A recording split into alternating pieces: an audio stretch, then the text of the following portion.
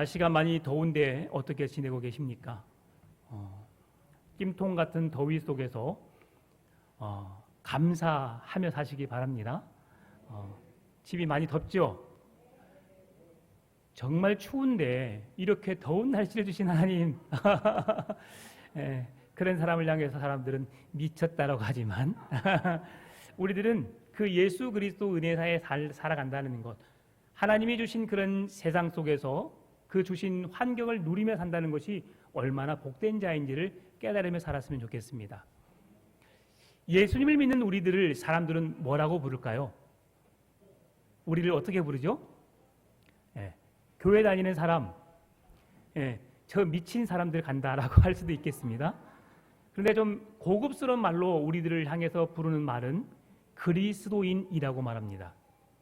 왜 우리에게 그리스도인이라고 말할까요? 그것은 예수 그리스도를 믿는 사람임을 우리에게 나타내는 말이라고 할 수 있습니다.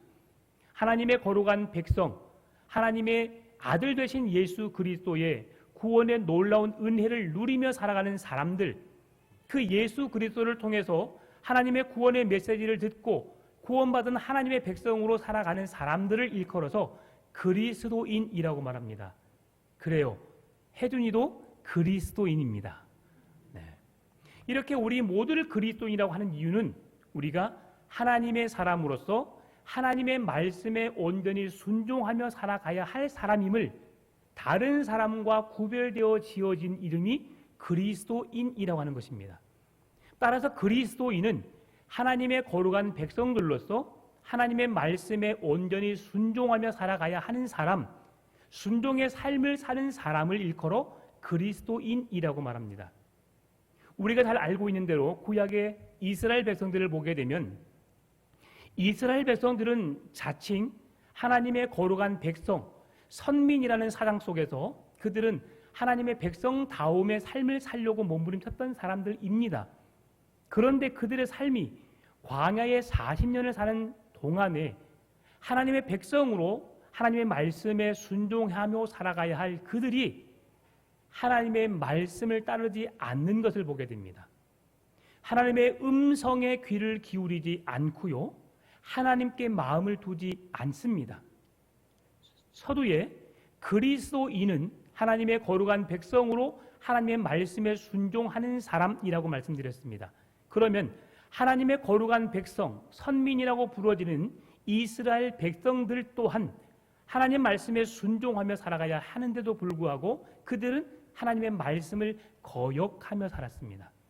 하나님의 말씀에 마음을 두지 않았고요, 그리고 하나님께서 늘 만나와 메추라기로 불기둥과 구름기둥으로 지키시고 붙드시고 함께 해주셨음에도 불구하고 그들은 하나님 품에 거하기를 거절했습니다. 그리고 자기 소견에 옳은 대로 행하였지요. 이것이 이스라엘 백성들의 삶이었습니다. 하나님의 말씀을 거역하고 자기들 마음에 완고함으로 주의 뜻을 거스린 자들의 결과가 무엇이었죠? 결국 그들은 가나안 땅을 앞에 바라보고 그 앞에서 죽음을 맞이할 수밖에 없었다는 것입니다. 이 말은 그들이 가나안 땅을 바라보고 죽었다는 것이 천국에 들어가지 못했다는 말은 결코 아닙니다. 그러나 그들이 누려야 할 하나님의 거룩한 백성으로서 반드시 누려야 할 참 안식, 참 기쁨을 누리는 그 자리에서 그 안식을 누리지 못했음을 우리에게 이야기해 주는 것이죠. 그러면 하나님이 주신 참 안식, 참 평안을 누리는 자들은 어떤 자들일까요? 그것은 바로 말씀에 순종하는 사람입니다. 하나님의 말씀대로 살아내기 위해서 몸부림치는 자들에게 주어지는 축복이 하나님 안에서 누려지는 안식일 줄 믿습니다. 여러분, 오늘 우리가 참 안식을 누릴 수 있는 공간이 호화로운 저택 아니면 좋은 펜션, 어떤 호텔과 같은 그런 곳에서 누리는 것이 아닙니다. 주 예수와 동행하니 그 어디나 하늘나라. 아멘입니까?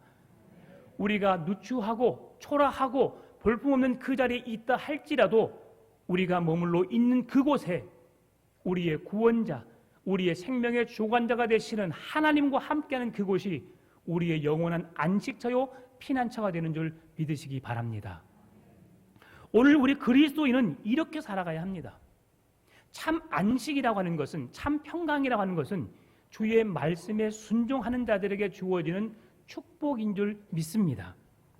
그런데 우리가 참 안식을 누리지 못하게 하는 게 있습니다. 그게 바로 죄와 속임수이지요. 눈에 보여지는 것이 우리의 전부인 것처럼 우리는 그 보여지는 것들에 의해서 우리의 마음을 빼앗기게 됩니다. 다른 사람이 하는 것을 보면 그것이 정말 옳은 것처럼 느껴지게 되고 그렇게 해야 되는 줄 압니다.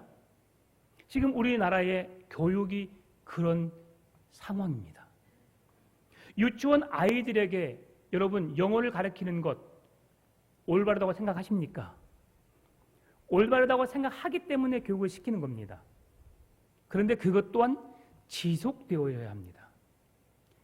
저희들도 기회가 돼서 우리 딸을 유치원 때 광신대학교 어린이집에 다녔었거든요. 근데 그 학교에 외국인들 어학원 교육이 있더라고요. 외국인 강사가 어학원 가르치는 그 과정이 있어서 우리 딸을 보냈어요. 그랬더니 우리가 상상할 수 없을 정도로 놀라운 발음을 구사하면서 아이의 재능이 발견되더라고요. 그래서 얼마나 감사했는지 이 아이가 어떻게 될지 우리는 정말 상상할 수 없을 정도로 큰 기대를 갖게 되었습니다. 그런데 1년이 지나고 2년이 지나고 그 학교를 떠나 다른 학교로 이사를 하게 되었거든요. 그러다 보니까 과외를 시키지 않고 영어 교육을 계속 시키지 않으니까 어느 정도 발음은 유지되지만 그의 영어에 대한 실력은 도루묵이 되더라고요. 그래서 그것이구나. 지속적인 것이 필요하구나. 우리나라의 교육이 누가 시키니까가 아니라 그 아이의 인생을, 그 아이의 삶을 우리가 바르게 변화시키기 위해서는 아무리 보잘것 없는 것이라 할지라도 우리가 그것을 옳다고 여긴다면 지속적으로 계속 끊임없이 훈련시키는 것이 중요하구나라는 것이죠. 오늘 본문에 등장하는 히브리서를 기록한 목적이 바로 그것입니다.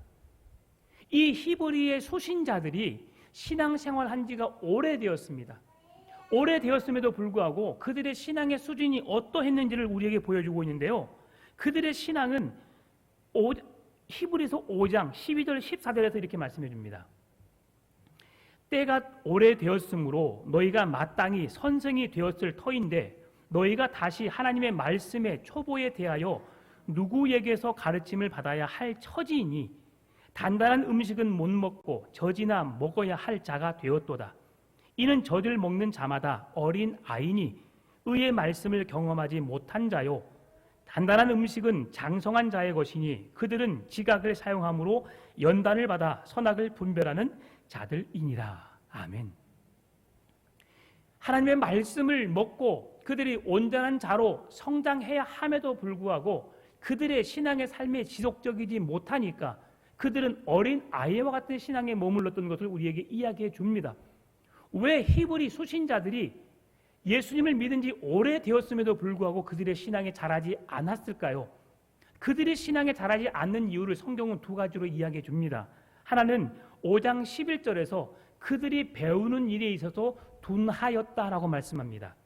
또한 6장 12절에서는 그들의 게으름으로 인하여서 게으른 성향으로 인하여서 그들의 신앙이 성장하지 못했음을 말씀해 주는 겁니다. 오늘 우리가 그리스도인으로서 하나님의 거룩한 백성으로서 신앙의 성숙한 성장의 신앙을 살아가기 위해서는 지속적인 신앙의 훈련이 필요함을 말씀해 줍니다. 신앙의 훈련을 통한 우리의 신앙이 성숙될 수 있고요. 또한 우리가 게으르거나 나태하지 않고 열심을 품어 주를 섬길 때에 우리의 신앙의 삶에 예수 그리스도의 모습이 나타날 수 있음을 성경은 말씀해 주고 있습니다. 여러분 생각해 보십시오. 어린 아이가 태어나면 어미의 젖을 먹고 삽니다. 그리고 그 아이가 1년이 되어 가면 이유식을 먹지요. 이유식을 먹고 나면 밥을 먹기 시작합니다. 그러면 그의 신체도 그의 지능도 그의 언어도 모든 것이 발달되어서 점점 성장하게 되어 있습니다. 그런데 오늘 히브리 수신자들의 상황은 몸은 성인인데 젖을 먹는 자의 히브리서 저자가 이야기하고 있다는 것이죠. 그것은 무엇을 말씀합니까? 그들이 몸은 성인처럼 성장해 있지만 그들의 신앙의 수준은 어린 아이에 미치지 못하는 신앙임을 우리에게 이야기해 주는 것입니다. 어린 아이의 신앙은 어떻습니까? 예배할 때는 이렇게 예배 드리는 거야. 기도는 이렇게 기도를 드리는 거야. 찬양은 이렇게 하는 거지. 그렇게 이야기해 주는, 그래야지 말을 듣는 신앙의 수준을 말하는 겁니다.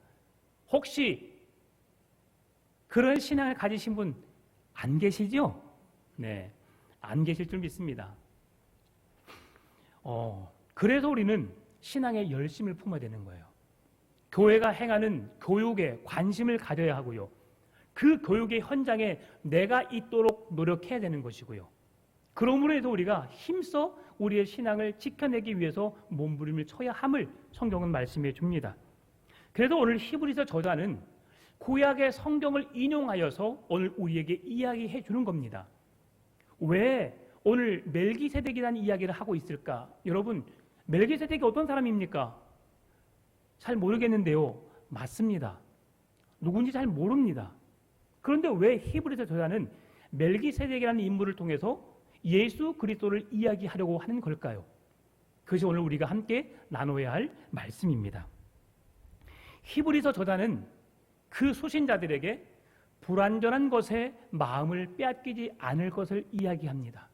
왜냐하면 불완전한 것은 우리를 완전하게 할 수 없기 때문에 완전한 대로 나아가게 하기 위해서 우리의 신앙이 온전한 곳으로 향해 나아가기를, 우리의 신앙이 멈추는 신앙이 아니라 성숙한 신앙으로 자라가기를 원하는 마음으로 말씀해 주고 있는데요. 그 말씀이 12절과 16절 말씀입니다. 12절은 우리에게 무엇을 말씀합니까? 제사 직분이 바뀌어졌은즉 율법도 반드시 바뀌어지리라라고 말씀합니다. 제사가 바뀌어졌고 율법도 바뀌어져야 한다라고 말씀합니다. 그러면 16절에서는 그는 육신에 속한 계명의 법을 따르지 아니하고 오직 불멸의 생명의 능력을 따라 되었으니라고 말하면서 우리에게 생명을 이야기하고 있습니다. 율법과 생명. 율법은 어떤 의미를 가지고 있습니까? 율법은 우리를 구원으로 인도할 수 없습니다. 율법은 하나님의 거룩한 백성됨의 삶을 살아갈 수 있도록, 우리의 삶을 하나님의 나라로 향해 나갈 수 있도록 안내하는 안내서라고 할 수 있습니다. 그러나 그 율법을 통해서 우리가 완전한 구원의 백성으로 우리가 살아갈 수 없는 것이죠. 그런데 예수 그리스도를 통해서는 우리가 완전한 대로 나아갈 수 있습니다. 왜 그러냐면 예수 그리스도께서 사망 권세를 깨뜨리시고 영원한 생명이 되어주셨기 때문이죠. 따라서 오늘 본문은 멜기세덱의 계열을 쫓아오신 예수 그리스도께서 율법의 제도, 제사 제도를 만족시킬 뿐만이 아니라 우리에게 영원한 생명을 주시는 영원한 대제사장으로서의 사명을 수행할 것을 우리에게 말씀해주고 있다고 하는 것입니다. 제사장은 어떤 사람입니까? 도덕적으로, 육체적으로 흠이 없는 자라야 제사장이 될 수 있었습니다. 대제사장들은 하나님의 성소나 제단을 관리하고 제사를 담당했죠. 매일의 희생 제사를 주관했고 백성들에게 율법을 가르쳤습니다. 하나님의 뜻을 물었고요. 문둥병자를 갈아내는 일을 감당했습니다. 재판의 역할도 감당했고요. 가늠한 여인도 검증했습니다. 나실인의 정결 예물이나 서원제를 드리는 일에도 함께 했습니다. 그리고 매일 소제를 드리는 일, 백성들을 위해 속죄 제사를 드리는 일, 그리고 1년에 한 번 지성소로 들어가서 대속죄 일에 모든 백성들의 죄를 사하는 일들을 감당했지요. 그날이 언제입니까? 7월 10일, 오늘입니다. 참 의미 있는 날이죠. 그 이스라엘 백성들의 절기 7월 10일은 우리와 다른 6개월이 더 빠르거나 느리거나 하는 그런 절기를 갖고 있지만, 그러나 우리의 절기는 지금 7월 10일, 이스라엘 백성들이 말하는 7월 10일이 대속죄일입니다. 이러한 이스라엘 백성들에게는 가장 중요한 날이 7월 10일 대속죄일이었어요. 1년에 한 번 하나님 앞에 나아감으로 우리의 모든 죄를 용서받는 그런 귀한 날이었기 때문이죠. 그런데 그 제사가 완벽할 수 없었던 이유는 무엇입니까? 한 번 제사를 드림으로 인해서 우리의 죄가 깨끗하게 용서받는 것이 아니라 우리의 죄는 언제든지 죄인으로서 설 수밖에 없다는 것이죠. 그러면 지금의 예수 그리스도의 대속의 은혜를 입은 우리들과 어떤 차이가 있느냐? 그들은 반드시 매일 드려지는 소제와 우리의 하나님 앞에 드리는 화목제와 속죄제와 속건제와 대속죄를 드리는 속죄 제사를 통해서 그들이 매번 드려지는 제사의 행위를 통해서 우리의 삶이 깨끗해지는 것이죠. 그런데 우리가 예수 그리스도를 믿는 자들에게는 예수 그리스도의 이름만 부르면 되는 겁니다. 예수 그리스도의 이름 안에 속죄의 의미가 우리에게 담겨져 있기 때문이죠. 따라서 이 오늘 본문의 11절 말씀은 레위 계통의 제사 직분으로 말미암아 온전함을 얻을 수 있었다면 우리가 그 예수 그리스도가 이 땅에 오실 이유가 없었음을 말씀해 주는 겁니다. 그런데 레위 계통의 계열의 제사를 드리는 제사장들의 속죄의 제사를 통해서 우리가 온전하게 될 수 없었기 때문에 온전하게 될 수 있는 것을 우리에게 소개하기 위해서 오늘 멜기세덱이라는 사람을 우리에게 소개하고 있고요. 또 멜기세덱을 통해서 예수 그리스도의 영원한 제사장의 직분을 이야기해주고 있습니다. 어찌 보면 좀 혼란스럽고 왜 꼭 이렇게 해야만 하는가라고 하는 생각을 들 수도 있지만 함께 살펴보면 그래서 그랬구나 하고 이해할 수 있게 될 것 같습니다. 우리가 함께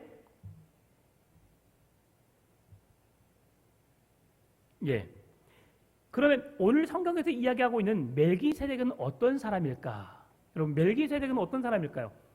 멜기세덱은 신구약 성경에 13번 등장합니다.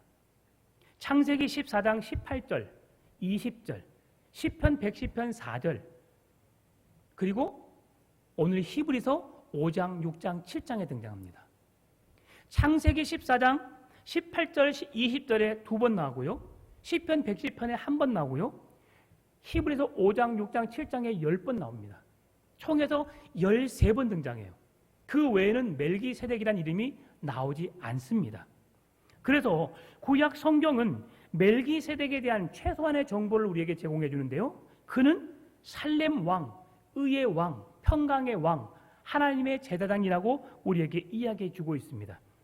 그 이름 외에는 이야기해 주고 있지 않은데 덧붙여서 오늘 본문에 그 히브리서 7장 2절 하반절과 3절에서는 이렇게 이야기합니다. 그 이름을 해석하면 먼저는 의의 왕이요 그 다음은 살렘 왕이니 곧 평강의 왕이요 아버지도 없고 어머니도 없고 족보도 없고 시작한 날도 없고 영원의 끝도 없어 하나님의 아들과 닮아서 항상 제사장으로 있느니라. 아멘. 멜기세덱의 존재가 이러함을 말씀해 주고 있습니다. 어제 아침에 제가 새벽 설교를 통해서 무엇을 말씀드렸습니까? 이름도 없고 아버지도 없고 어머니도 없다는 말이 무엇을 의미하느냐라고 했을 때에 멜기세덱의 존재가 그의 부모도 그 아비도 어미도 족보도 없는 자가 아니라 창세기에서 시편에서 그의 삶을 이야기하지 않았기 때문에 그를 그렇게 설명한다고 말했죠. 그래서 그가 하나님과 동일한 자처럼 하나님은 스스로 계신 자잖아요. 아무도 그를 만드시지 않았는데 스스로 홀로 계신 분이세요. 그러한 존재인 것처럼 오늘 멜기세덱을 소개하고 있습니다. 그러면서 사람들이 생각하는 그런 멜기세덱은 어떻게 이해하고 있을까? 그 시대 사람들은 멜기세덱을 어떻게 이해하고 있을까? 4가지로 이야기할 수 있는데요. 첫 번째로 인간이 범접할 수 없는 신비한 존재다. 두 번째로 하나님의 뜻을 수행하는 거룩한 천사다. 세 번째로 구약 시대에 현현하는 성자다. 네 번째로 의도적으로 감추어진 실존 인물이다라고 이야기합니다. 이것이 사람들의 이야기죠. 멜기세덱을 이해하는 사람들의 실제적인 이야기입니다. 그런데 창세기 14장 10절 말씀과 14장 18절 말씀과 시편 110편 4절 말씀과 히브리서 7장 1절 말씀 보게 되면 이 멜기세덱이 어떤 존재인지를 우리에게 이야기해 주고 있습니다. 함께 읽어볼까요? 살렘 왕 멜기세덱이 떡과 포도주를 가지고 나왔으니 그는 지극히 높으신 하나님의 제사장이었더라. 아멘. 시편 110편 4절. 여호와는 맹세하고 변하지 아니하시리라. 이르시기를 너는 멜기세덱의 서열을 따라 영원한 제사장이라 하셨도다. 아멘. 히브리서 7장 1절.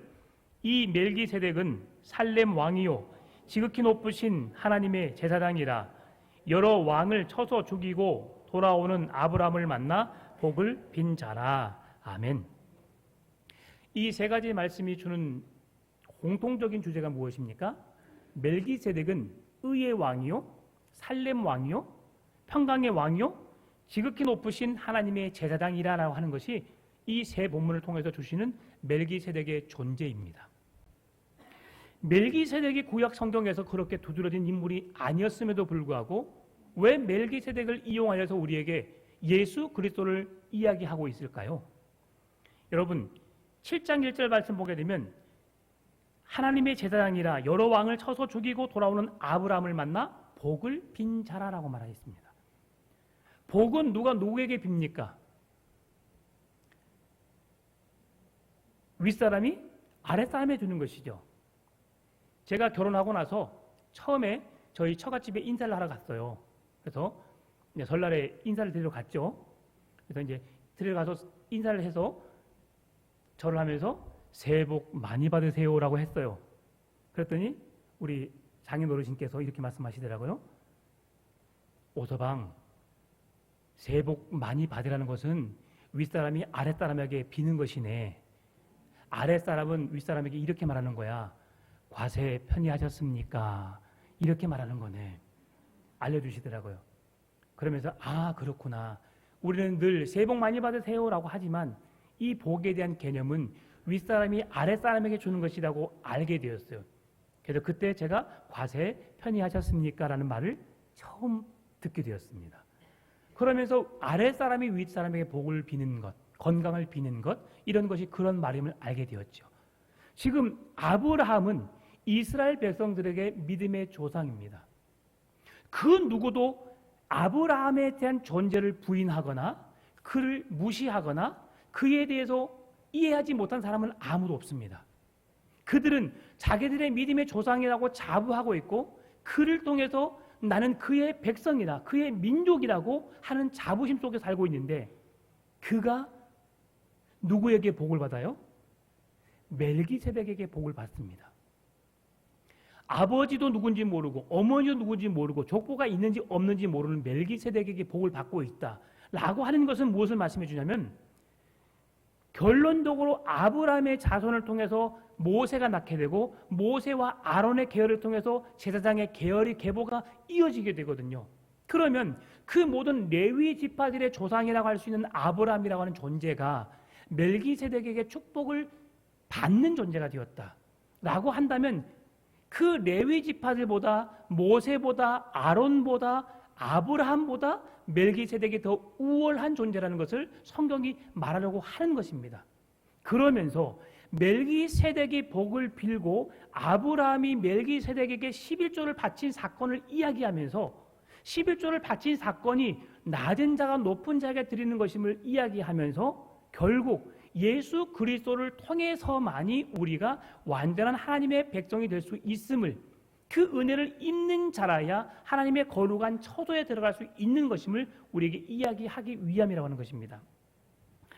따라서 멜기세덱이 그렇게 궁극적으로 드러나지 않는 인물임에도 불구하고 예수님의 대제사장직을 언급하면서 멜기세덱을 이야기하고 있다는 사실을 우리가 이해했으면 좋겠습니다.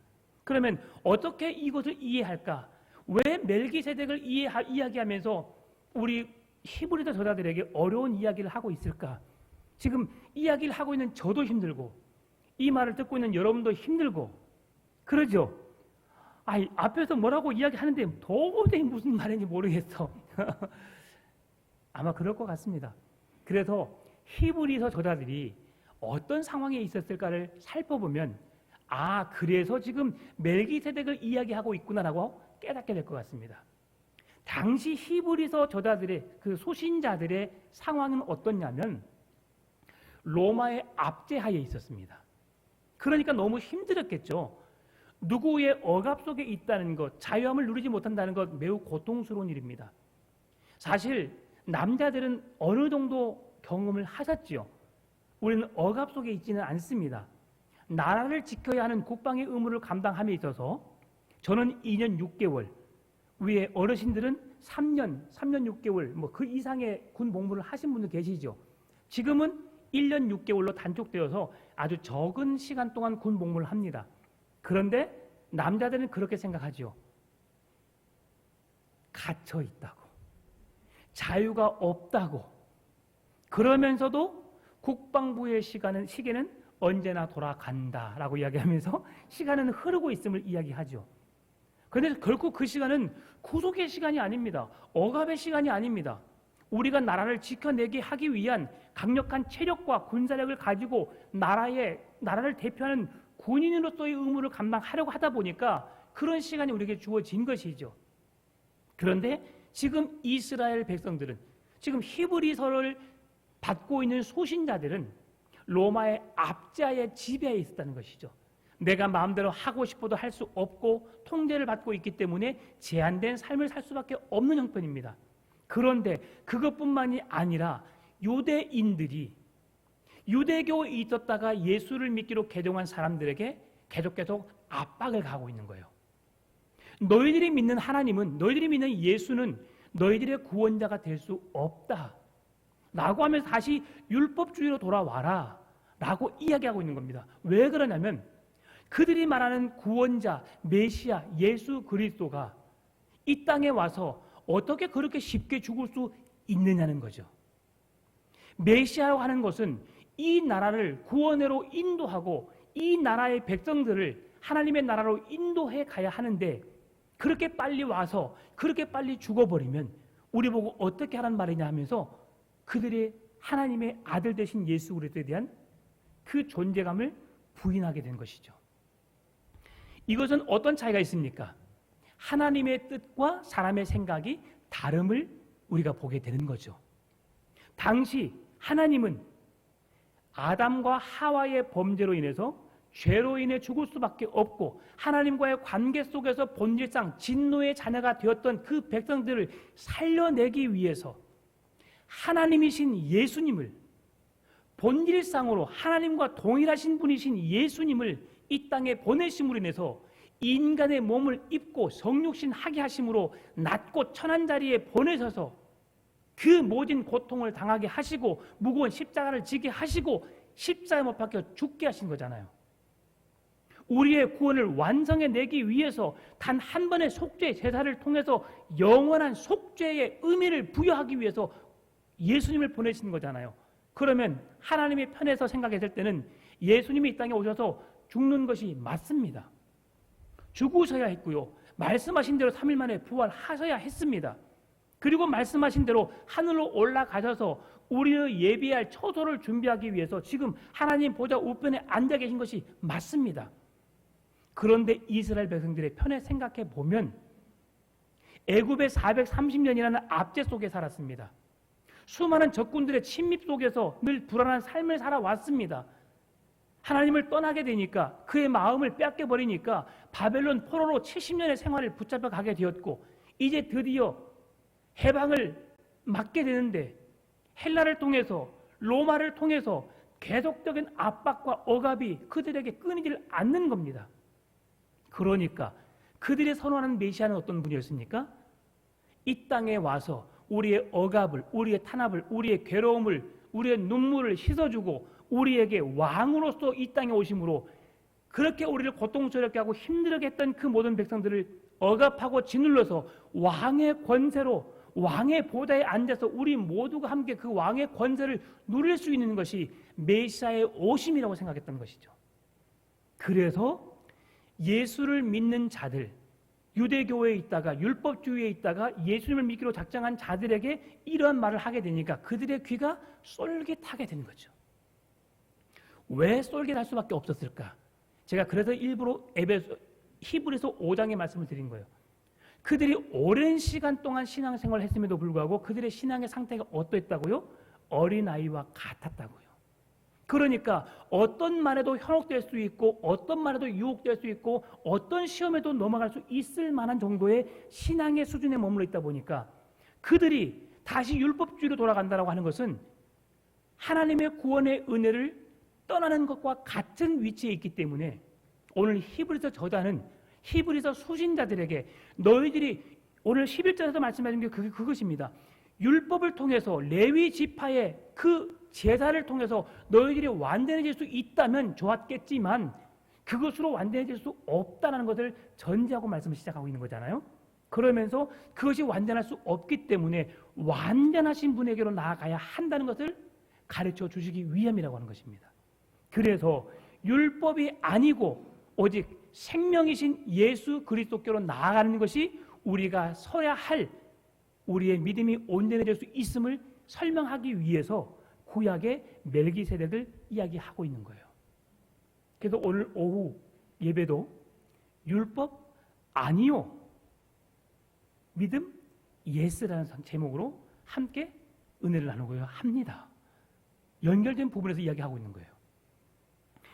율법은 우리를 완전하게 할 수 없습니다. 그래서 이렇게 이야기하고 있는 겁니다. 자, 이런 상황임을 알게 되니까 아 그랬구나. 지금 율법주의가 판을 치고 있는 그 세상 속에서 그들에게 율법이 우리를 온전하게 할 수 없고 우리를 온전하게 할 수 있는 분이 예수 그리스도인데 율법에 주장하고 있는 완성되어지고 있는 아브라함이라고 하는 여러분의 믿음의 조상이라고 하는 그 사람이 멜기세덱에게 11조를 바쳤고 그분으로 인하여서 축복을 받았다고 하는 것은 아 그분보다 더 높으신 분이 계시구나. 그분처럼 높으신 분이 누구시냐라고 했을 때 그분이 바로 예수 그리스도라고 하는 것을 이야기해주고 있는 겁니다. 이것이 바로 오늘 본문의 핵심인 겁니다.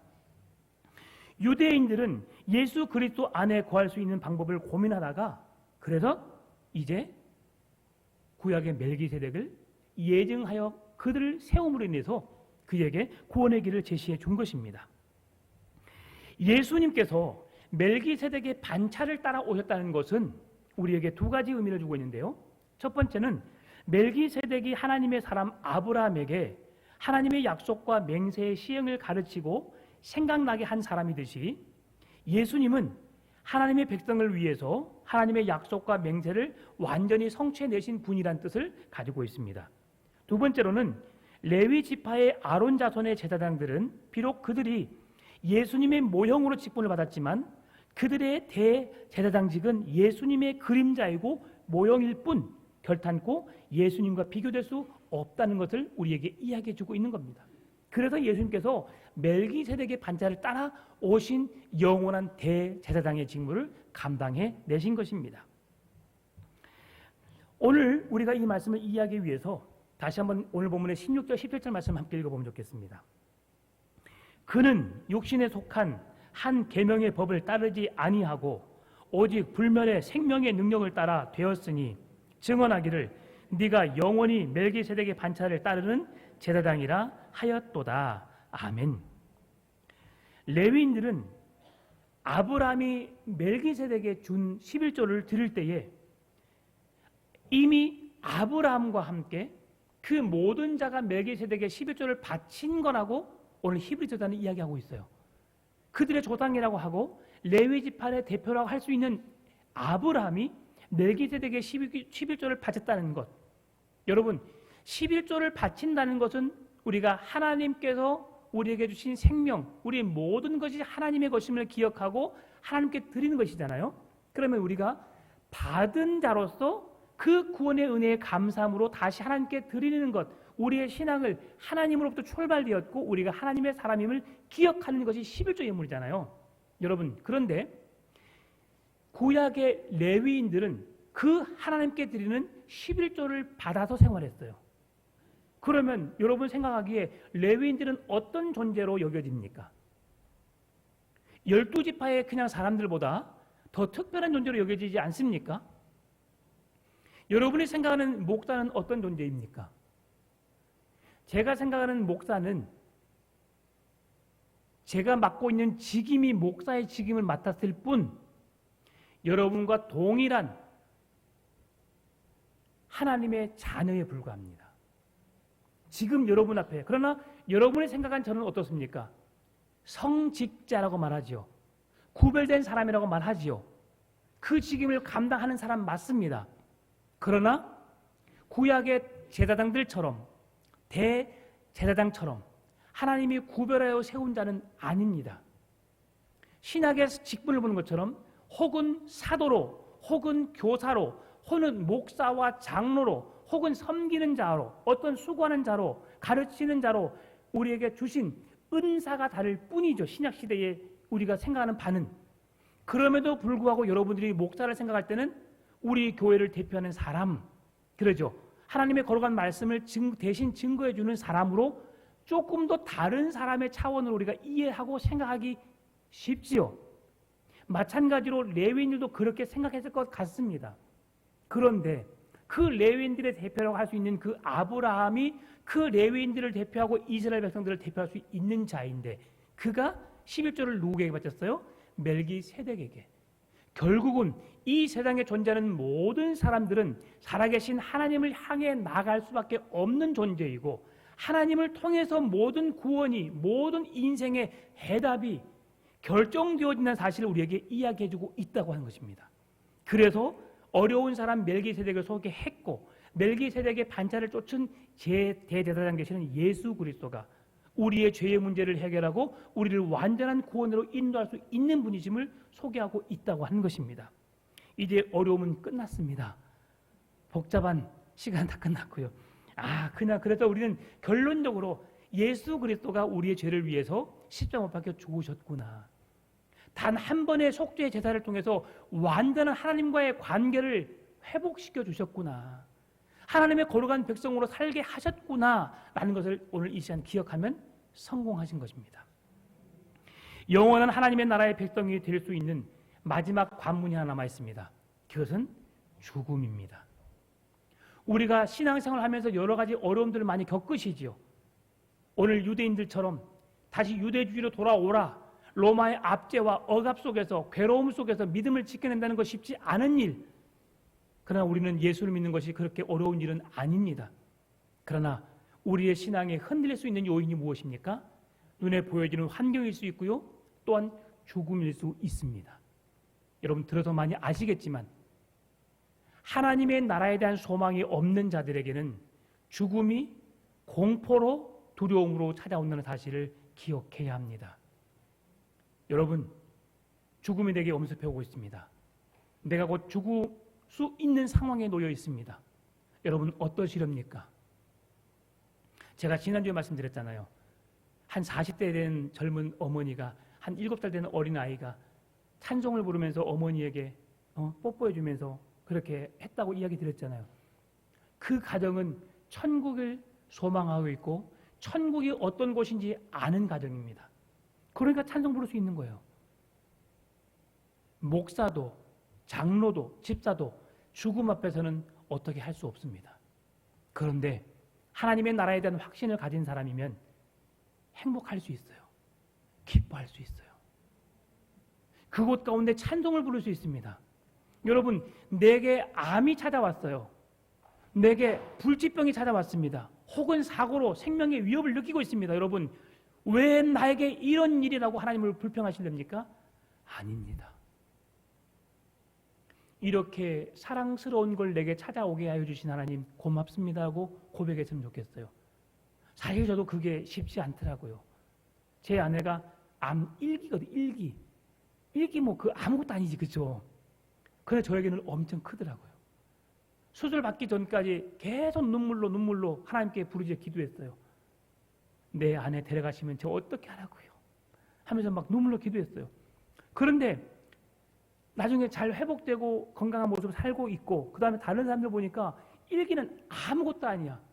근데 1기가 무서운 게 뭔지 아세요? 재발했을 경우에는 말기로 찾아온대요. 근데 제가 왜 이렇게 눈물을 흘렸을까라고 했을 때 저의 믿음 약함을 그때 보게 된 거죠. 사람이 태어나는 것도 생명이 끝나는 것도 하나님에 의해서 이루어지는 것인데 내가 그 뜻을 받아들이지 못했구나. 주의 뜻이라면 여러분, 사람을 떠나보낸다는 건 왜 엄청 슬픈 일이죠. 괴로운 일이죠. 그러나 그가 이 세상의 고통을 잠깐 끝내고 영원한 하나님의 나라에 들어간다는 사실은 우리에게 큰 축복이고 놀라운 일입니다. 그러나 죽음이 우리의 발목을 잡을 수 있다는 거예요. 죽음의 두려움에 우리의 마음을 뺏겨버리게 되면 우리는 하나님의 나라가 눈에 보이지 않는 두려움 속에 살 수밖에 없다는 것입니다. 마지막 하나님의 나라에 들어갈 수 있는 유일한 길을 막을 수 있는 것이 무엇이냐? 죽음이라는 두려움이라고 한 겁니다. 이것을 이겨내시기 바랍니다. 죽음 이후에 영원한 하나님의 나라가 있음을 소망하시고 그 나라를 향해 담대하게 믿음으로 나아가시기를 바랍니다. 왜 그렇습니까? 예수 그리스도께서 사망 권세를 깨뜨리시고 죽음을 이기시고 우리의 부활의 소망이 되어주셨기 때문에 우리를 또한 그 부활의 소망을 가지고 살아갈 수 있는 것입니다. 사랑하는 성도 여러분, 오늘도 우리에게 주신 영생의 복을 누리시며 하나님과 행복한 동행의 삶을 살아가십시다. 날마다 주님과 동행하심으로 하나님의 말씀에 순종하고 하나님의 나라를 향해 담대한 믿음으로 걸어가십시다. 환경이 눈에 보여지는 것이 우리의 믿음을 붙잡을 수 있지만 끊임없이 말씀 앞으로 예배 자리로 나아가서 주의 은혜를 누리고 주께서 주신 영혼의 생명을 누리며 살아가는 영원한 천국이 여러분의 것임을 확신하며 믿음으로 승리하시는 성도 되시기를 주님의 이름으로 축원합니다. 조신 아버지 하나님 감사합니다. 하나님의 나라를 사모하는 하나님의 나라를 향해 달려가는 믿음의 승리자가 되도록 주님 역사하여 주옵소서. 예수님의 이름으로 기도드립니다. 아멘.